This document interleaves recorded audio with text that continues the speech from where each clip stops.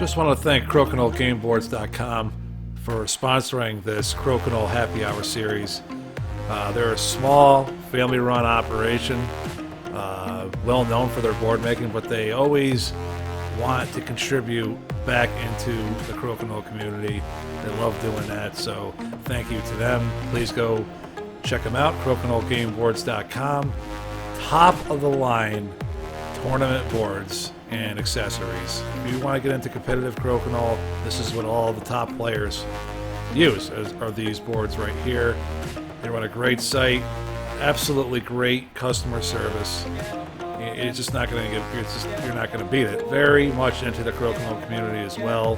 And they also got to go check out their YouTube channel. They have a treasure trove full of information, a lot of tips, skills. They go over the rules. That's Crokinole Game Boards on YouTube, so check them out as well. They also make all the boards for the World Crokinole Championship, so that's the best quality you're going to get. CrokinoleGameBoards.com, handcrafted by players for players. We are back. Welcome to the Crokinole Happy Hour.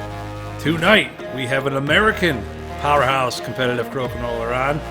In fact, he was the first American to win an NCAA title and make up the top 4 in the World Crokinole Championship in the singles division. He's currently ranked 4th in the NCAA standings. He is ranked 6th in the Crokinole Center rankings. He's the current Turtle Island champ, along with a 3rd place finish in the 2019 World Crokinole Championship doubles with his partner, Mr. John Conrad, and also a 4th place finish in the singles of the same year. So you know what to do. Go grab the drink.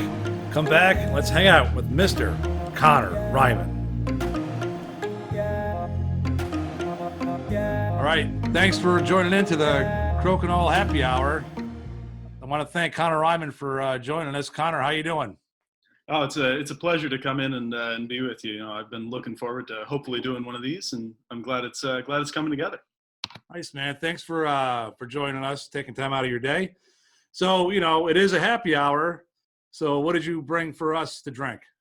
Well, I've noticed a lot of the guys were drinking beer on the previous episodes. That's not quite as much my thing here. So I got a little Scotch and ginger ale, and then once it gets to know itself, I got an ounce of single malt.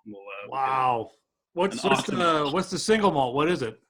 Octomore 8.1. This beautiful bottle here. I love this thing.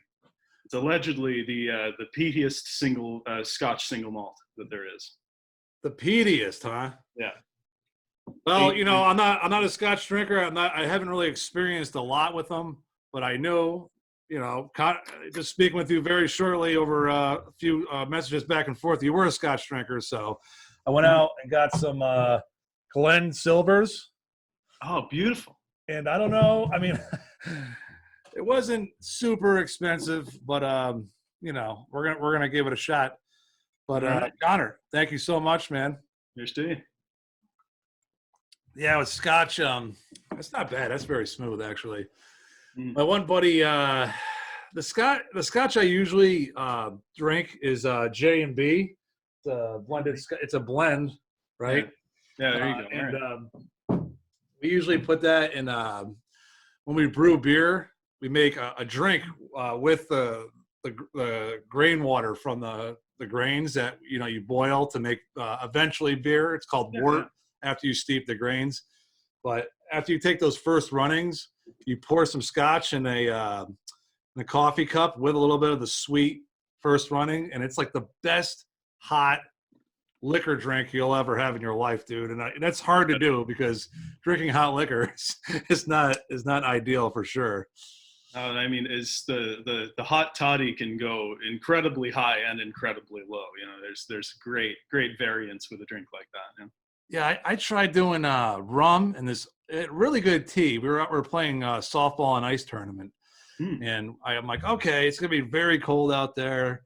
You know, maybe have a little drink ready to go so we stay warm. I mixed the rum and this really nice tea, and it was just you just can't do it. It doesn't mix sometimes, you know. Yeah. But yeah, the Scotch I had, my one buddy had over there at his place was super peaty, and that wasn't ideal for me. But this is very smooth. And you Mhm. have the doesn't the most peatiest Scotch come from like a certain isle or island out there? Yeah, the Isle of Islay. Yeah, just off the western coast of Scotland. I want to say. Oh, all Yeah, right. That it's sounds good. cool. Well, all right, dude. So you're an American and you're a very accomplished competitive crokinole, right? You're Yeah, one of the first, you are the first American to grab an NCAA title. Isn't that correct? I believe so. Although I have dual citizenship with Canada, so as I think when I when I won the Ontario doubles championship with Nathan Walsh, uh, Andrew Hutchinson wrote in the write up that since I am still a dual citizen, they can still claim that every NCAA champion has been Canadian. No, you're ours, man. You are an American if that's it. So, like, were you born in America or? Yeah. I was born in a suburb of Detroit and lived there most of my life. But my mother, pardon, was born and raised on a farm outside of Blythe, Ontario, and she grew up with the game as it was just kind of a throw the board out on the floor and everybody lay out and you play for a couple hours in the evening. Once all the work's been done, type of thing. So they always had a board with them growing up, and I took to it like nothing else. As once I turned like 10 or 11 or something, I wanted to learn how to play the game actually, because when you're a kid, you just screw around with the board, right? You don't know what's going on. You don't know anything from anything. So I wanted to know how to actually play, and then we found Tavistock, and it was all downhill from there. Yeah. That's sounds like a very similar story to a lot of the other guys too. As there Yeah. was a board out by their, you know, parent or grandparent or babysitter, and that's how they learn. But what about like American kids? Like that's not around for us. No. I knew a pair of twins who I think their grandfather had a board up in the attic, and that was about it. But I showed it to as many people as I could, and I haven't got a bad review yet. So there you go. Yeah, it's very hard. I don't think I've ever met anybody either that wasn't like basically in love with the game right Yeah. away. So that's how you started out. What was your first tournament that you were in? Competitive tournament.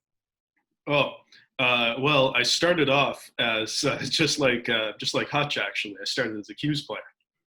Started out doing that sort of stuff because I had none of the patience to work on fine motor control or anything like that. So started off in cues, played a handful of cues tournaments in at the World Championship from like somewhere in the 2008 to 12 range.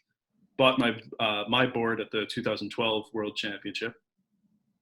So those were the first tournaments I played properly. But the first competitive fingers tournament I played was St. Jacobs in 2017. What do you prefer? Do you prefer fingers over cues now, or does it Fingers matter? all. Yeah, I every now and then I pull. I have a couple of cues next to me actually. Every now and then I pull them out just for a laugh, but I stick to fingers most of the time. Yeah, we're talking to Hutch and Nathan, and we're trying. I'm they they floated the idea out there as well, but having a cues tournament in the NCAA that wasn't the Worlds, and having maybe multiple tournaments, and having like for you to qualify to win the NCAA, you would have to have at least one cues entry or one cues tournament underneath your belt to be a well-rounded crokinole player. Yeah, I'm all for it. Yeah, Uh, would you think he would dominate oh, most hard, of the fingers guys? hard no. I maybe I'd have a bit of a leg up because I have played cues in the past, but that was from my neonatal crokinole phase. Okay, I moved away from the cues not pretty quickly. that's It's so interesting to me that there's two different types, variations of the game. They're very similar, yet they're very, like, like they're very far apart at the same time. Mhm. Like, the mechanics of the shot and all that as Yeah, well. of So course.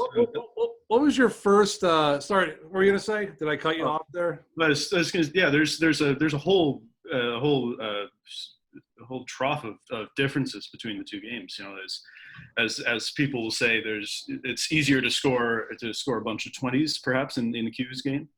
You can be more consistent with that, but it's a little harder to play like follow through shots and some of the touch things. So it really is just an entirely different beast. So where are you living right now? You said you're in Indiana? Yeah, I'm living in Bloomington, Indiana. I'm at in graduate school there. Okay. Yeah. Did you say, now, I could have been misreading this. Were you teaching a class on Zoom? Do you teach a class, or? Yeah, I'm a graduate student in music theory, as it happens. So in the analysis and teaching of the actual inner workings of music, and I taught a bunch of beautiful stupid freshmen in this last year, and it was one of the most fabulous experiences of my life. I learned so much through it. Were you a stupid freshman too when you got in there? Oh God, yeah, everybody is. Are you kidding me? Yeah. That's incredible. Are you a composer too? Sometimes on and off. I'm a recovering composer. Yeah. What does that mean, recovering composer? I used to write a whole bunch, and I've kind of lost the spark recently. But we don't need to get too deep into that. Okay. I love writing, but it doesn't come as easily to me as it did ages ago. It seems very difficult to write like a whole piece of music. Like how long is a symphony? Yeah. How many, like what determines a symphony or Well, a that's piece? that's the thing about these big forms, right? Is there's no rules, there's no guidelines. It's just you write until you feel you've reached a conclusion. And the early symphonies started off as like 20-minute pieces, 20-minute things, and they grew by the end of the 19th century into over an hour-long epics. The longest symphony that's played with any sort of regularity is an hour and 40 minutes long, and that's a huge undertaking. So it all Jeez. depends on whatever you got. Yeah. I can't imagine. I mean, it is incredible. Everyone takes it for granted, because we've all heard classical music before. But guys like you, exactly what goes into it and the brilliance behind it. So, and you're bringing Working that on it. forward to other people. So, what was your first win in the NCAA? First win was it was actually my first win proper was a recreational win. In 2017, I teamed up with my dad at the World Championships, and we won the recreational doubles, which was a huge thrill for both of us. Neither of us are particular athletes, but it's for us to come in and actually get a really good result out of that was a huge shock, and that was really fun for both of us. Do you consider crokinole a sport? If you call poker a sport, then you got to call crokinole a sport. They call poker a sport? A lot of people do. Huh. And I don't know. It's because for me, it's at the top level of competitive crokinole, whatever that means. It's almost exclusively a mental game. Yep. Just about everybody has got the shots that you need to make. Just about everybody can make a follow through 20 with reasonable regularity, but it's just whether you can bring it out on when you absolutely need it. Yeah. It's also other factors too. It's a symphony of other factors that play in, right? For you to be a top level player because of the situation you're in. You have to have a strategy, and you have to execute your dexterity to make that happen. So. Yeah. But what I'll say, one of the weirdest things about it, I've made the top 16 in Tavistock twice, and both times I managed to move on to the top 4. And you know why I think part of that is because I don't know who's coming next, who my next opponent is. At the Hamilton tournament in 2018, I was sitting across from John Conrad, and playing him, and I was going, oh my God, I gotta play Ray, and then I gotta play Justin Slater, and then I gotta play Jason Bierling and Nathan Walsh and all these people right down the line. And he looks at me and goes, you cannot look down the line. If you're looking at who you're gonna play next, you lose track of the game you're in now, and you're just shot. Right. And that's really good advice, man. That was incredible advice, and I try to pay attention to that as little as possible now. Just if I'm not worrying about who I got to play next, I can think more about just the shot that I have to make now. And that's I think that is part of why I've had a bit of success in Tavistock, is because I don't know. Unless I memorize all of the rotations, I don't know who I'm going to face next. Well, you're also, a really damn good player too, and your record shows that. So that factors into it as well. Thank you. You could say, I had to play. You don't want to put those guys right in front of you, but you also know from your own experience that you can hang with these guys and beat them, and you have. So that's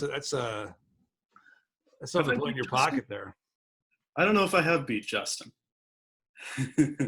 I've beat a lot of these guys, but I don't know if I've beaten Justin before. That seems to be the trend. Yeah, that is not unique to me. Oh man, the signal might be breaking up a little bit here. We can edit this part out. You back? Can you hear me okay? Yeah, you just froze up there a little bit. I'm out here in the shed and not in the garage. I'm a little bit further away from the house, but right. I think we're back. We're okay. Sounds good. Yeah. So is that the strat? What strategy do you take into like competitive tournaments? Like the day, is there any preparation that you have, or the day before, the morning of, or is it just let's go in there and let's just play some crokinole? Well, one of the weirdest things, I didn't think I was a very superstitious person, but I've settled on like 2 parts of my wardrobe that I'll wear to any given crokinole tournament. Either the short sleeve Detroit shirt that you can see in some of the videos, or this like maroon and gray long sleeve T-shirt thing. So I have two pieces of clothing that I'll wear to anything. On the drive through Ontario to wherever I'm going, I'll listen to like the same couple of pieces of music, the same couple albums, just to stick in the same sort of headspace. And weirdly, it started before the 2019 Ontario Singles Championship in St. Jacobs. I would pull off at some point in the middle of my drive and find just some local disc golf course and screw around there for like an hour or so. You play disc golf? I play disc golf, yeah. Awesome. How long have you been playing that for? Oh God, like 2 years maybe, somewhere in there. No shit. Yeah. That's awesome. Yeah, I'm 2.5 years in. Yeah. And what an addicting game that is. Oh, no kidding. You know what I mean? Do you have any aces yet? Nope, no aces. Sad story. Do you? Any close ones? Couple close ones. I've pulled a couple off the chains, but nothing stuck. Yeah, same here. But man, you're waiting. I am waiting for the day that I get a nice ace. That's not like a very close hole. You know what I mean? Like a mid range or something. But yeah. Like yeah, that game. that game is very God, I can't explain it. I don't want to say it's similar to crokinole, but I have the same excitement for crokinole as I do for disc golf. And it's all on you. You have to do the same thing. You have to plan an attack towards the basket, and you have to execute. That's what I'm trying to get at. No, I understand you. Yeah. And the thing about disc golf is one of my former roommates, Grant Flick, shout out. He taught me how to play some, whatever 2 years ago it was, and then in the same sort of time frame, I just had my crokinole board in Ann Arbor, where I was at school at University of Michigan, and I taught him how to play crokinole. So he taught me a game of disc golf. I taught him crokinole, and we've just gone back and forth and built the skills in each other's games, and now we can be pretty competitive with each other. He's still got me beat pretty handily in disc golf, but he's coming up on me in crokinole. How long do you drive? What's your how many feet do you drive? Oh God, like on a regular basis. Absolute max is like 350. That's a nice drive, man. It's pretty decent huck, but most of the time I'm settling in like it's 250, 300 range. Where's the I was looking for disc golf courses around Tavistock when we were up there last year, just so I might be able to duck out and play. I couldn't find much around there. Maybe Woodstock or something, or yeah. What course did you usually stop at? I know there's a couple courses in the Kitchener-Waterloo area. There's about half an hour from Tavistock, and then there's, I don't fully know really. There's one of them in like Paris, Ontario. That's where I stopped before St. Jacobs in last year. I was probably an hour and 15 away from Kitchener. So that's what gets your mind right going in. Maybe, I don't know. I love it though. And most of the time when I'm out there, there's nobody else on the courses, so it's really, really peaceful. And as long as I don't get tilted disc golfing, I'll be fine with crokinole in the evening and the next day.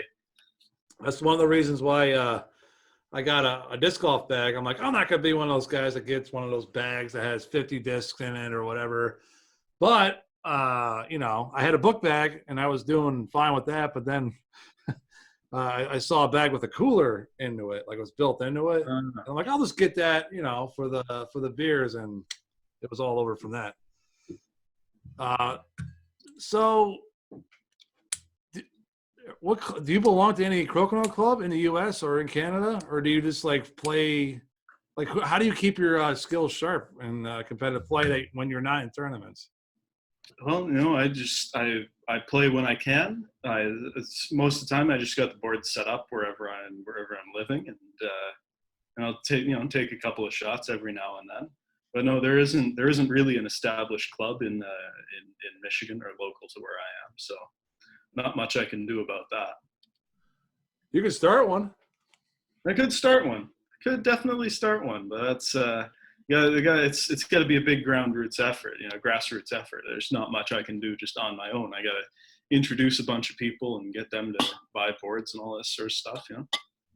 Yeah, well, there's a trick that you can use. It's called bring the board to a pub or a brewery and set it down and like watch the people flock to it, and then just go there on a regular basis. But you are teaching classes, so I'm sure you're a little busy. Yeah, a little. How's that single malt? Oh, it kicks you in the face, I tell you.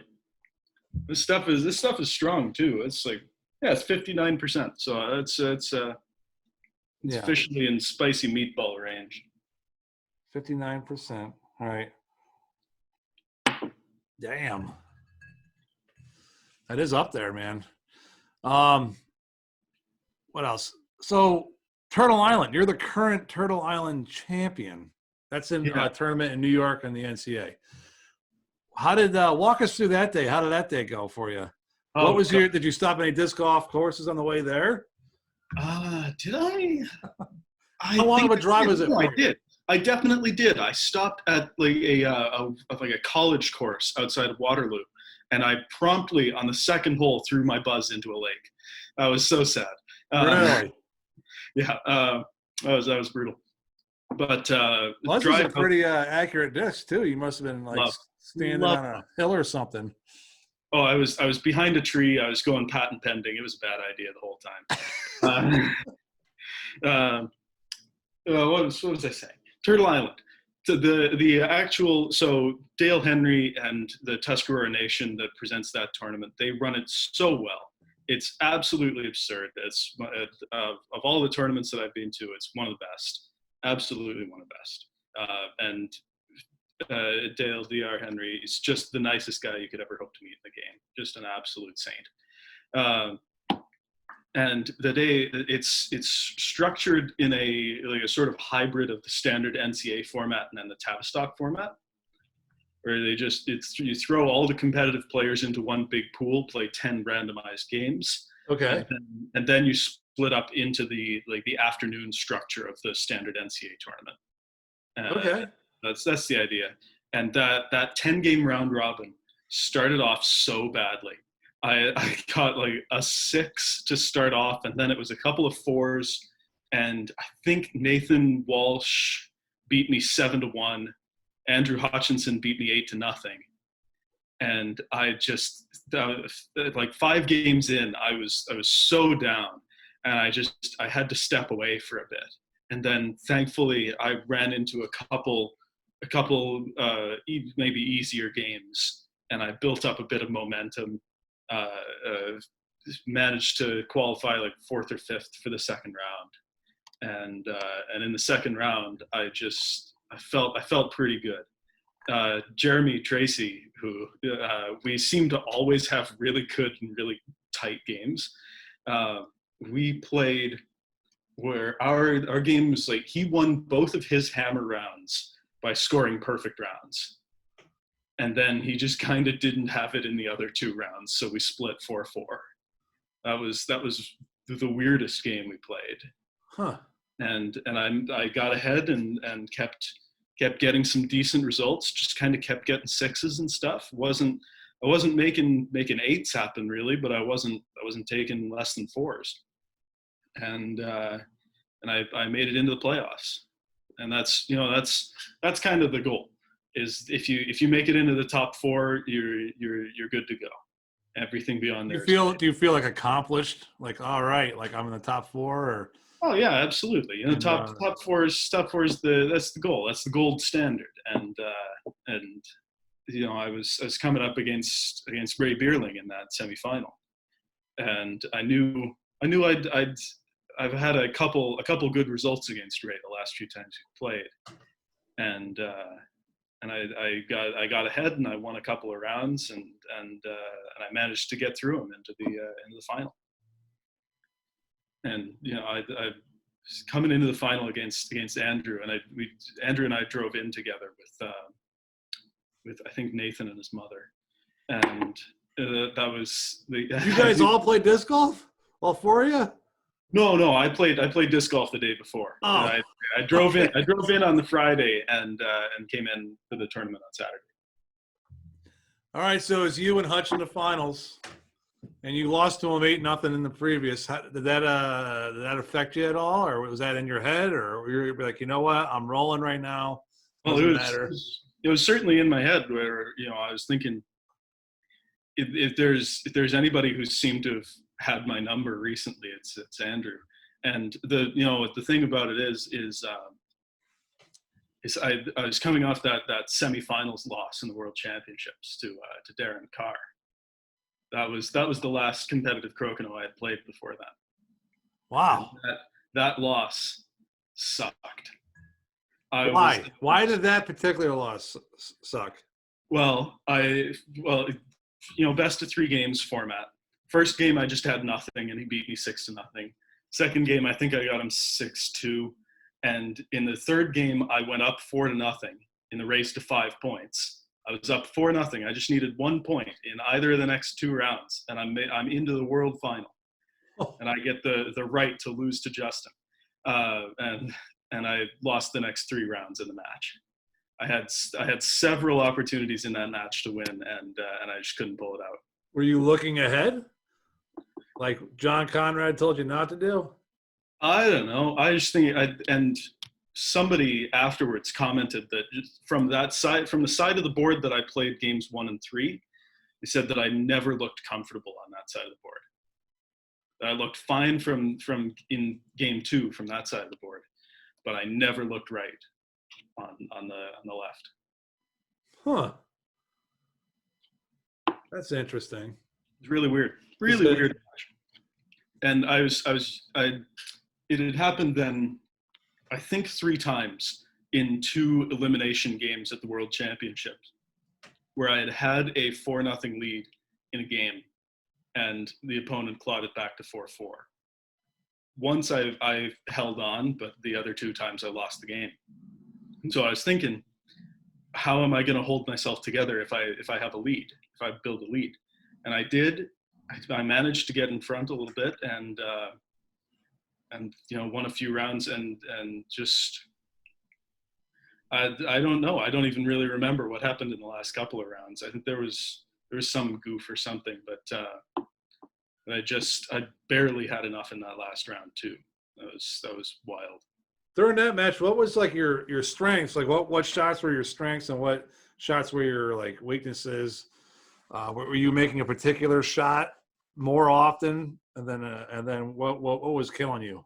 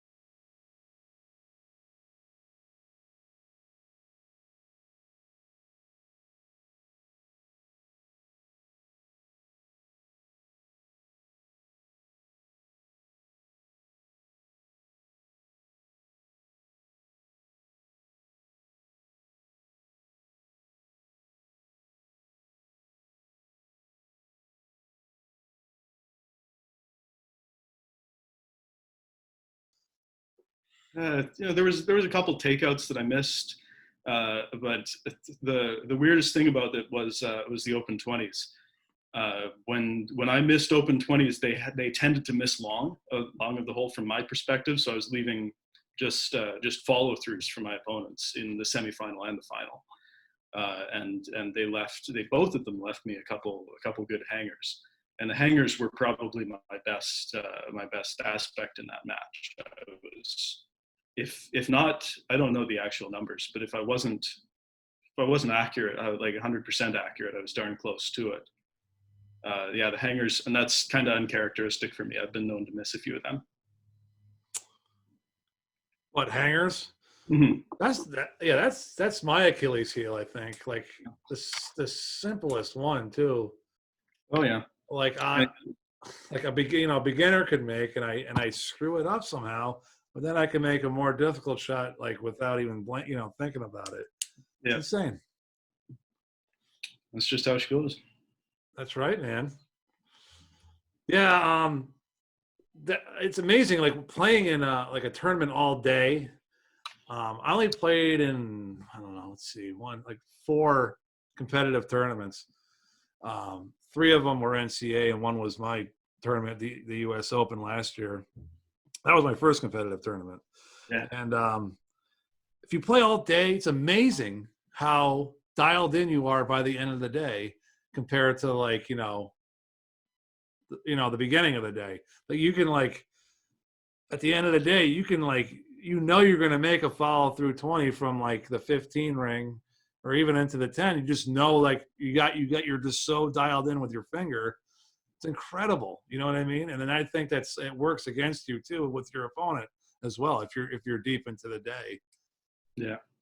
And it's the funniest thing is when I came back from that 2017 World Championship where I played every round of Crokinole that I could have at that tournament. And I remember saying to my mother that when I got to the top four in the singles, I was just gassed. I had nothing left, and she Yep. was a little. She was a little. Oh, what are you talking about? That's ridiculous. You got exhausted from Crokinole, and obviously physically, no. The index finger was still working fine, but up here, competition. It's taxing if you're not prepared for it in the right way. So I think you're on the right track with it being a sport because of that. You know what I mean? Like archery isn't. I haven't been an archer, but archery doesn't seem like it's very taxing on your muscles. But you have to have a lot of mental and fine motor, right? Just a little bit could take it, and that's a sport. So yeah, I think you're right. Like you're just like your brain's kind of jelly at the end of the day, but you're still doing the same thing that you did all day, and then your muscles are basically taking over for you.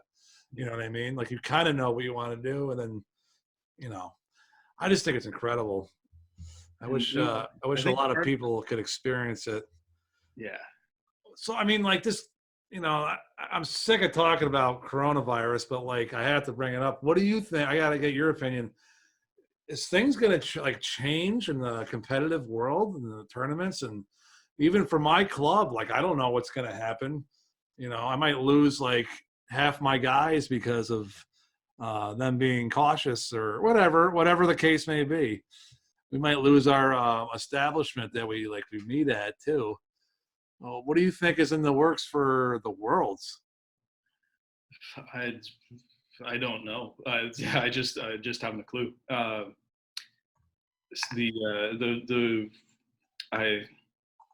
obviously I'd love to have been going to the World Championship in a couple of weeks. It would have been great to be out there instead of just living the standard quarantined life, isolated life. But I think they certainly made the right decision in canceling this year's event. As for years to come, it's going to have to be kind of a game time decision. We just have to make decisions, make good, logical, reasonable assessments based on what we know at the time.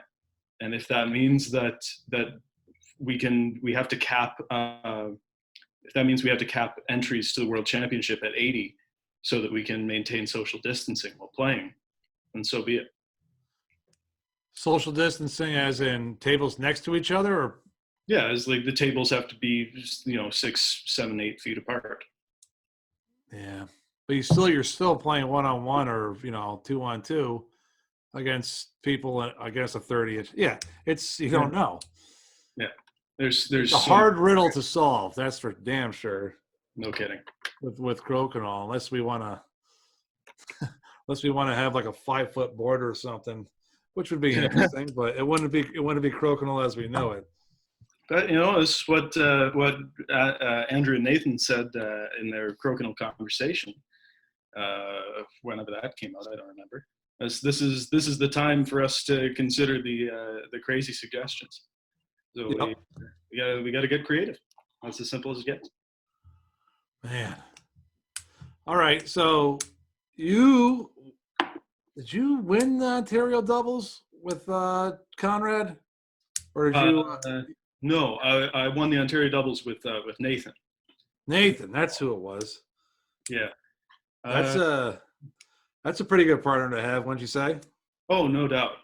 Nathan, I've learned from my handful of really excellent competitive doubles partners. I've learned so much about the game from obviously Nathan Walsh and Andrew Hutchinson when we played together, and we the night before a tournament we like to get some of the guys together and practice a bit, and that's been a lot of me.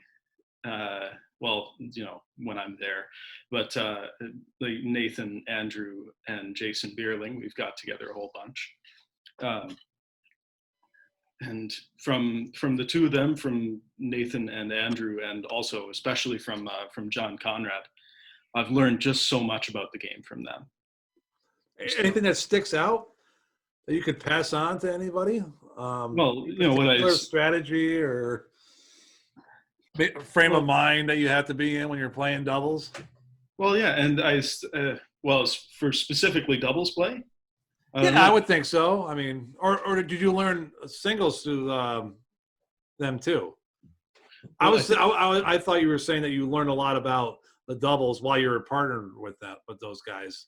Well, sure, yeah. Certain specific doubles strategies and terms and all sorts of things. As doubles has to me become a little cagier in the last few years. When I started, what's cagier? What's that? A little more tactical, more defensive, more complex strategic rounds. In the last few years, and it just wasn't always like that for you? Or either it wasn't always like that, or I didn't notice it.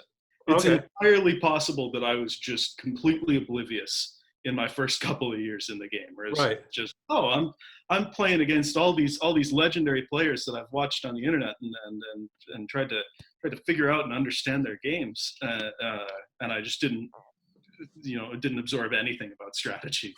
Yeah. But no, I think it's certainly, when I started playing, at least doubles for me, was, can I make this 20?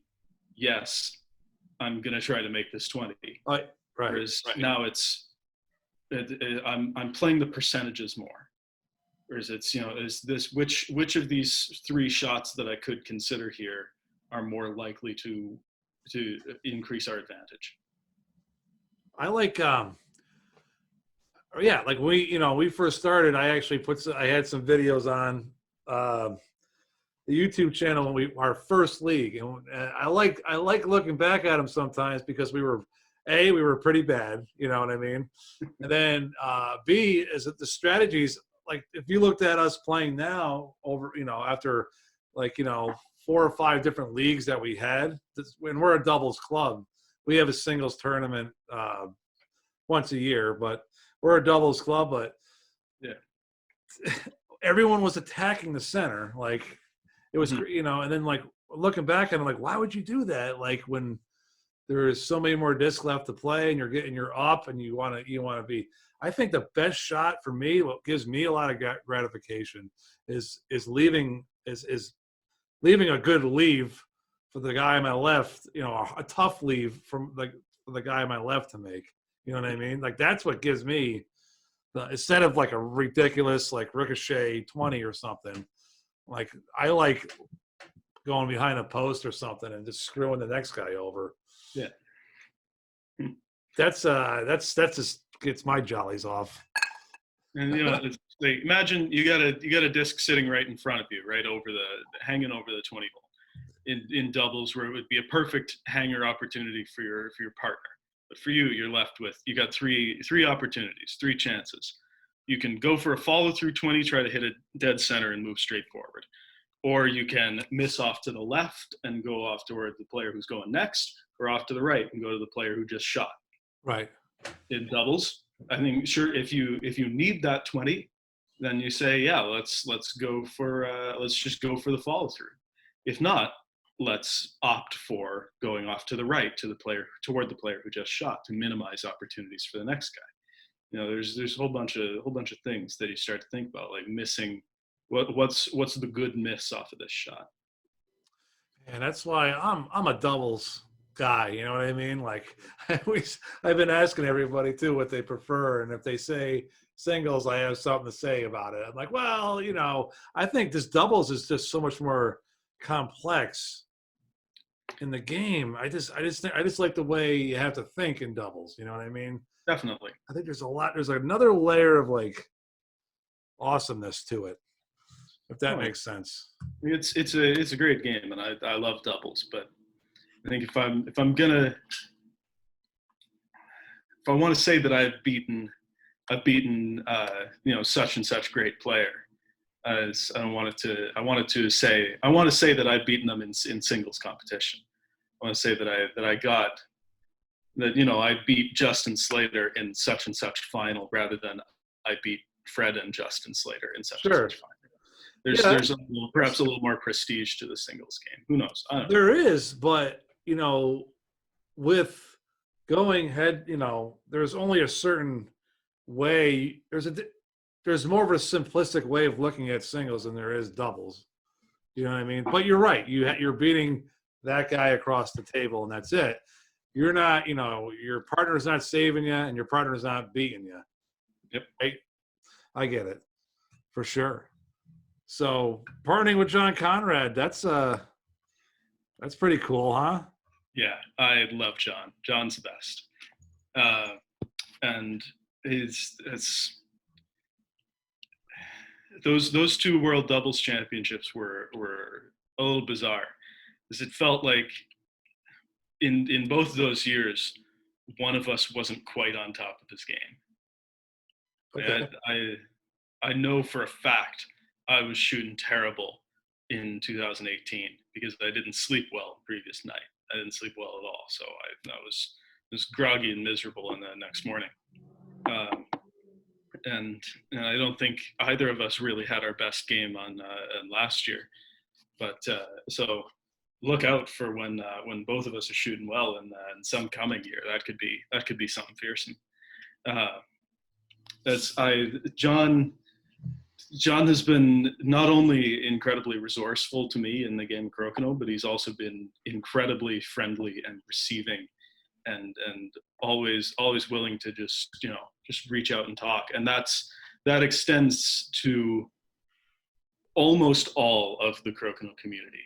It's just such a friendly group of individuals. I agree, 100%. And so I started.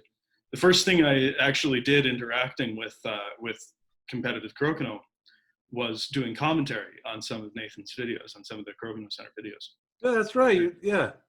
Yeah, I unfortunately haven't done that in a little while. I want to get back into that. And the first few videos I commented on, like I listened back to them maybe a year or so ago, and my God, the commentary is just not accurate from any strategic perspective. I'm just saying things, spouting things that could be feasible, but I wouldn't do right now if I was in that player's position. Just saying like he should go for this, or he's trying to do this. Yeah, like he's going for a follow through 20, and then just like nice easy rollout. Yeah. You sound like me when I'm watching football. I'm like, yeah, and I'll say something, and then the announcer would give me a stat or something, and totally just like the opposite. What I'm like, oh, he's gonna do this, and then totally opposite. And with commentary, especially in Crokinole, it's hard to commentate. I mean, I've tried doing it too on our YouTube channel, and I end up just like making fun of the guys that are in my club, because we start out trying to call it as we see it. And it's hard to do, man. You know what I mean? It is tough, and it's hard. I think I don't remember if Nathan was saying this to people or whatever, but he definitely said, it's difficult if you're recording commentary in post, because we've only done live commentary a couple of times, right? And Yep. if you're recording stuff in post, it can be difficult at times to make it seem like you don't know the result. It can be tough to maintain that sort of veil there. That no, I'm experiencing this for the first time, just like you, the viewer. Especially when you guys, I don't know if you ever did, but I know Nathan's commentated his own matches before, and that's people that know that he's commentating. It's like, I wonder how he gets his mind right before he does that. Yeah, that's it's funny that you mentioned that. The 2019 St. Jacobs footage. Before we went into that, I'd said, "Hey Nathan, like whatever happens, even if it's you versus me in the finals, let's come back to your place after the tournament and record some tag team commentary." And I happened to be in the finals, and I happened to win that tournament, and so we said, "Hey, do you still want to do this?" I'm like, "Why not? Let's go for it." So it was the two of us. It was me commenting on my own match, and naturally, as you do, Nathan starts to chirp me a little bit in the commentary. So I got to play along with that. He's like, "Oh, Reinman, he doesn't need to be making all these 20s. He's just showing off." And I go, "Oh yeah, he's the worst, isn't he?" So look out for that. That's me and Nathan on commentary. Yeah, you guys are just very well spoken guys, and that's what makes the commentary so good. And Thank you. you guys do a great job. And same with Hutch too, with his writing. He writes the blogs. He sometimes writes blogs and you guys are he's very well written, very well spoken. So you guys do a great job. But I talked about this with Nathan.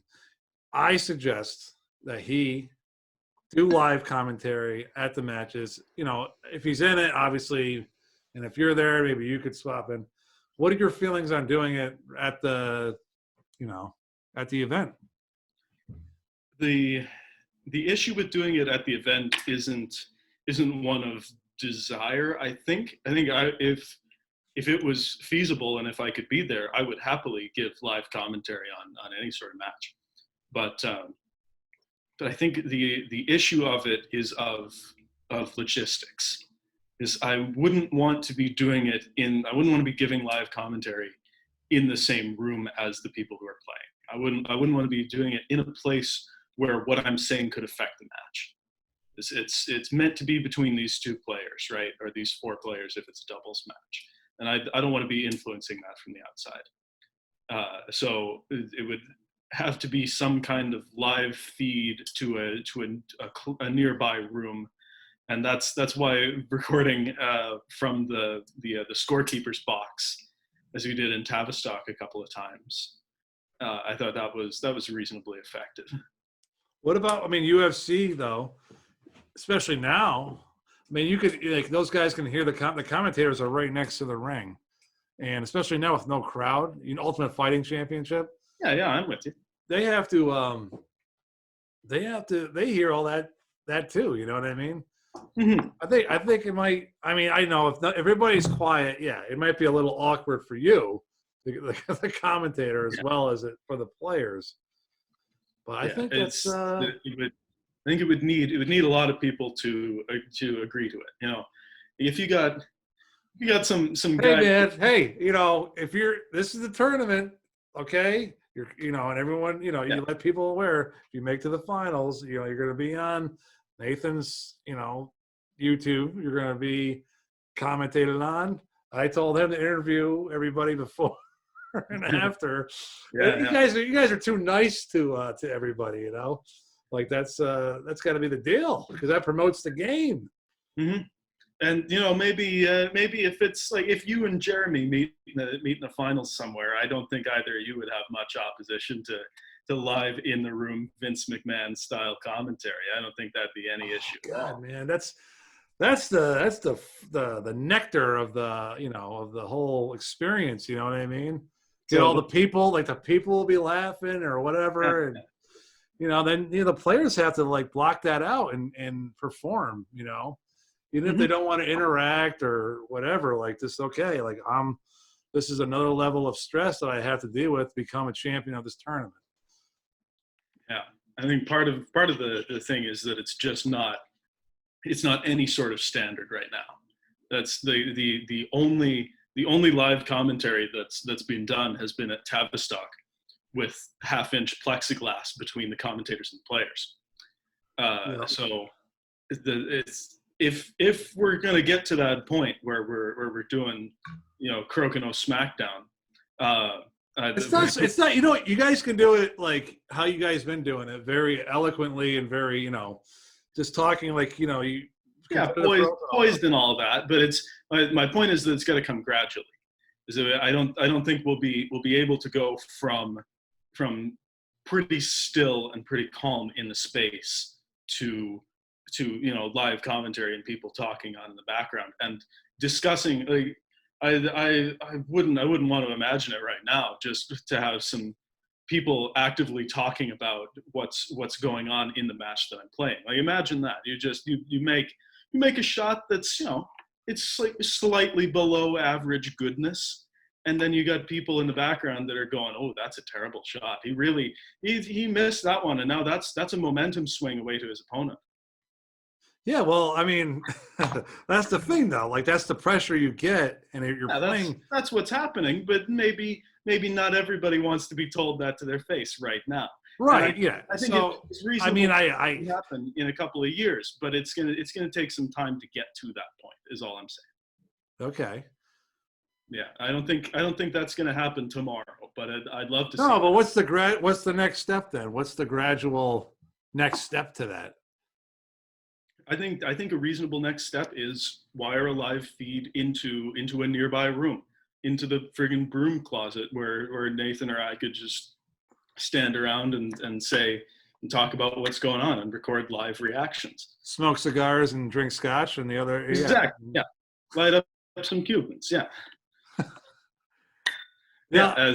I think I that's what would have to happen next. Is yeah. just let's take it gradually, and then maybe we can move people out into a place where they've got a microphone and a big sound guard, whatever, something or another that's preventing a bunch of ambient room noise from going into the microphone.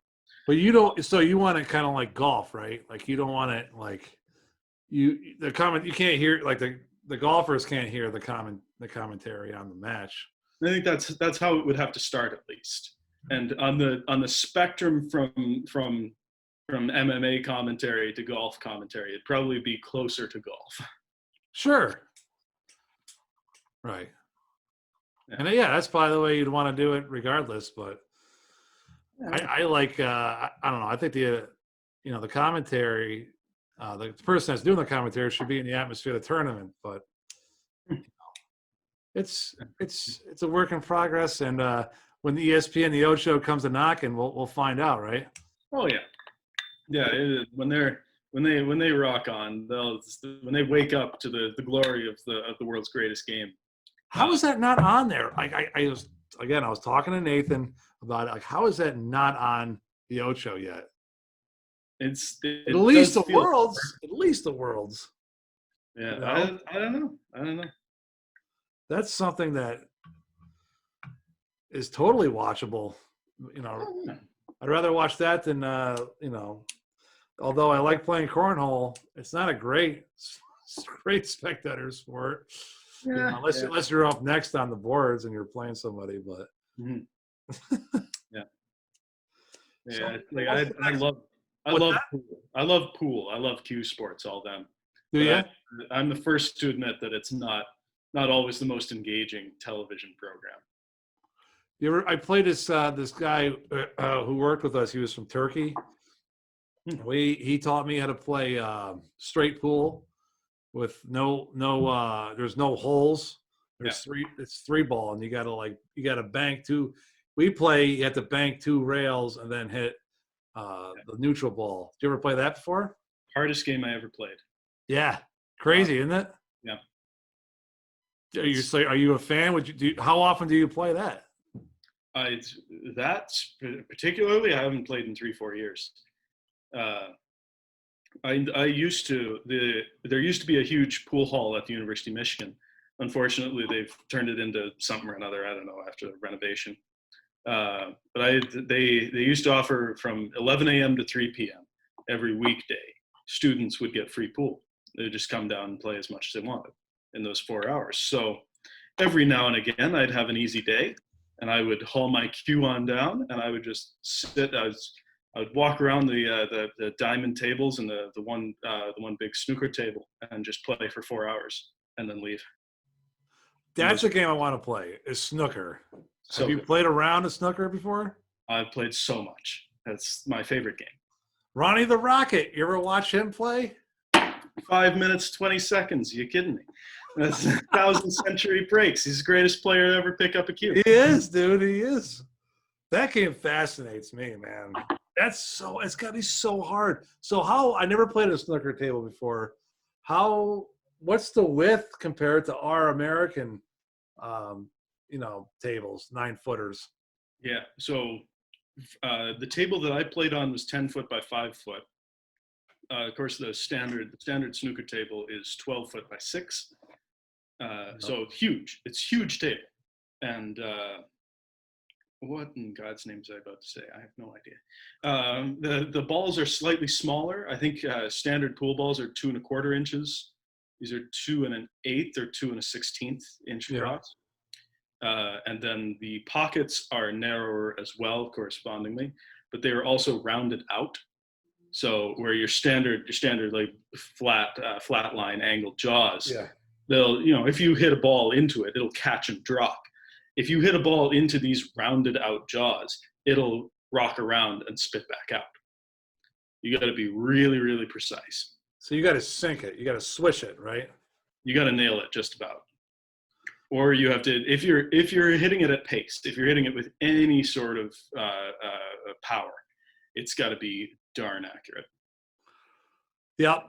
I suggest anybody that watches this to check out snooker, and Ronnie O'Sullivan is the guy's name, and definitely watch one of his matches. He is the best, right, Connor?